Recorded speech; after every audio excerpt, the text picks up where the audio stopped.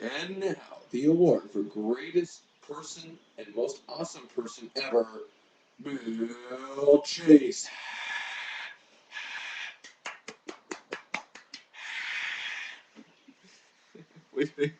Please, please. Come on, everyone. Cut it out. Oh, well, where to start? First off, I'd like to thank the Academy. You may be a bunch of old, wretched dinosaurs, but hey, you come around.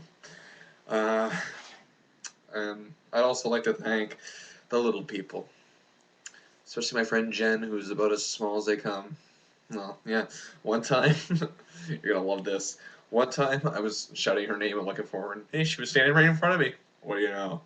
Oh, but then there's the opposite end of the spectrum. There's my friend Sarah. She's well, she's tall, but anyway. Oh gosh. And I also want to say, you know, aside from my kid being born, I don't have any kids, but that I know of. But hey, this is the greatest moment of my life. Yo, Adrian, we did it. Yeah. Anyway, welcome to the Oscars rant with Bill Chase here. Um, Ranting about the Oscars, obviously. The Oscars are this Sunday. I can't wait. Personally, I love the Oscars. No matter how good or bad they are, they're always enjoyable to watch. I'm always surprised, good or bad. So better than the Grammys, really. I mean, this year on paper looks like one of the better years for the Oscars. Great nominees. Some not so great, but you're not gonna be perfect, in my opinion. And I'm just one person's opinion, really. I mean, you might agree with all of them, or for all I know, agree with none. But much like the Oscars here, I'm going to start from the supporting to the leading to Best Picture, and then at the end as a special bonus, I'm going to do what was the worst nomination of all those categories, and who I think could have been nominated. And yeah, so just gonna give it a good start now. I'm gonna start with okay. I guess I should explain where I got the idea for this. Was from two movie critics, of course, the legendary Roger Ebert, one of my heroes, and one of the reasons I wanted to become a writer and studied writing. And of course, the late great Gene Siskel, and later on Richard Roper, obviously. It was always entertaining, I might add. If Richard by chance is watching this, doubt it. But I like to do if they did it if we pick the winner special. If they were to pick the winners, so I'm going to do that. But I'm also going to say who will win. I'm just saying who I think should win. But I'm going to think who I think will win. Who you think will win and who you want to win are two different things, obviously. So I'm going to do that, as well as uh, and that's it, I guess. I don't know where the hell I was going there. Okay. So, first off, I'm going to start with Best Supporting Actress. The nominees are Amy Adams for her role, for her, really, in my opinion, her best role yet. I never thought this happy-go-lucky girl from Enchanted would be so good as a nun, as a young nun in Doubt. She had some great scenes with Meryl Streep. I wouldn't say she really stole them necessarily, but she was really effective in her role. I enjoyed her performance. She's up against Penelope Cruz for Vicky Cristina Barcelona. Cruz just brought such an energy to this movie, which in my opinion was some subpar at best. It was fun, but I'd never go out of my way to see it again. But then again, maybe I would just for her performance. It was that good. There's just such a vibrance to her. She made the people around her in this movie better, which is what this award is about. As well as, and the award's also about scene stealing as well, which I got to get to Viola Davis for Doubt. She played obviously the mother of the boy in question in the movie. For those who haven't seen it, I'm not going to give too much away. She's just tremendous here, just tremendous. It's really heart wrenching. Again, all these great actors in this movie. She was the one that caught my attention the most out of any of them. So for me, it was performance that really stood out. She's up against I forgetting if I don't pronounce her name right. Hiri P. Henson for the Curious Case of Benjamin Button, who of course played the oddly growing boy or degrowing whatever boy's caregiver.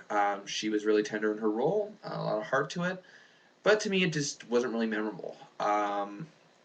And also against the former Oscar winner from 1992 in this very same category, Marissa Tomei for The Wrestler. She also had a very heartbreaking performance, and in a different way. She's a stripper who, is just trying to do what she feels is the only thing she can do, and the draw to it, the attention she gets, are rough for her to just let it go. And she almost loses her identity in all of it. But she still has her identity, but she can't distinct what's real from what her work life is. And she's a very tragic character, but she's a very sympathetic one too. And she just, even when she gets mean, we know it's not coming from her character's heart. And that's something that a character needs is depth. And Tomei had it in this movie. So now, without any further ado, who I think the Oscars should go to is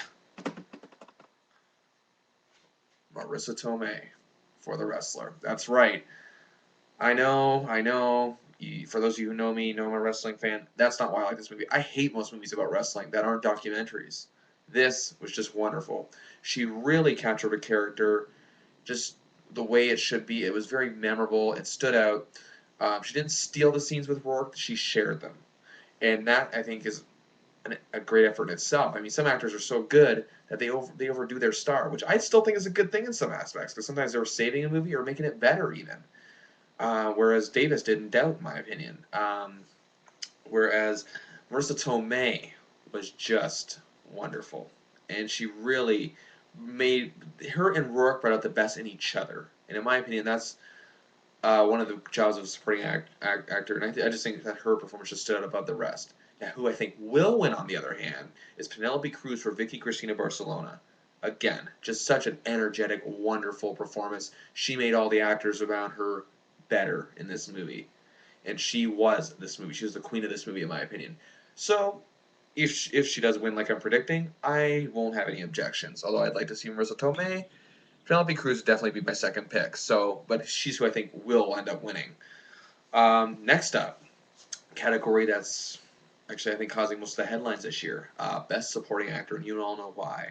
But first, before I get to him, I'm going to start with Philip Seymour Hoffman. Wonderful actor, and he had a great role in Doubt. He was really good here, but there was just nothing really overly memorable about his performance as the priest who's being accused of certain things and trying to be taken down by Meryl Streep's character.